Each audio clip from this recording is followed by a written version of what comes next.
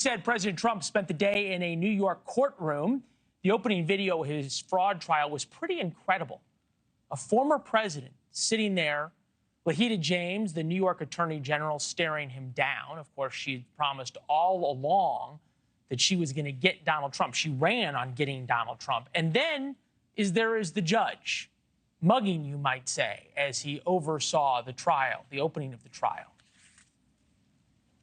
This is a continuation of the single greatest witch hunt of all time.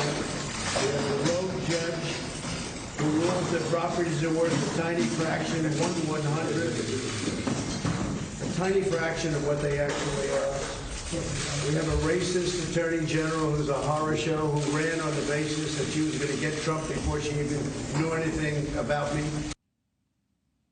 If history holds, his poll numbers will only go up, as they have after the past 4 indictments. Anthony Scaramucci is here, a.k.a. the Mooch, former White House communications director for Donald Trump. It's good to see you, sir. Thank you very much. What do you make of the fact that Donald Trump chose to be in court? I mean, think about a politician who chooses to make the fact that he's in court a spectacle hour after hour after hour for the cameras. Well, listen, politically, I think it's great theater for Mr. Trump, and I think he has correctly assessed his base is going to support him.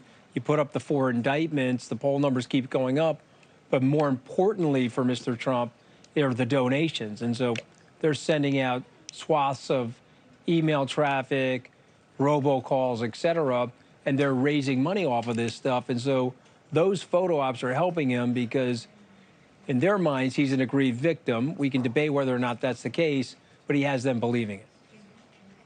Yeah, you were the communications director, and I wanted to get your take on this, because as we looked up at the coverage today, wall-to-wall coverage on CNN and MSNBC about the Donald Trump trial today. Yet when Trump came out to speak at the end of the day, the leading candidate for president in the Republican Party, my boss called me. And he pointed out that NewsNation was taking Donald Trump live, but CNN and MSNBC, who had spent the entire day covering this, didn't take him. And I'm wondering what you make of, one, the editorial decision, but number 2, perhaps, just the fundamental fairness here. And for networks that keep talking about how dangerous Donald Trump is, they have an incredible fascination with covering him and no interest in letting him speak. Well, listen, I can only provide you my editorial feeling about that. It is a mistake. They're trying to make up for the countless free media they gave him in 2016 and the necessary media they gave him when he was a sitting president. And so that's why he's not on their shows. But I think that is a terrible mistake for them because, again, it feeds into his narrative that they're in the tank for the Democratic Party and that they're doing things that are less than objective as it relates to what used to be a media standard. So I applaud you guys for running it. Whatever my disagreements are with the president, he is a former president of the United States that is on trial in his home state. And so that's a pretty incredible news story.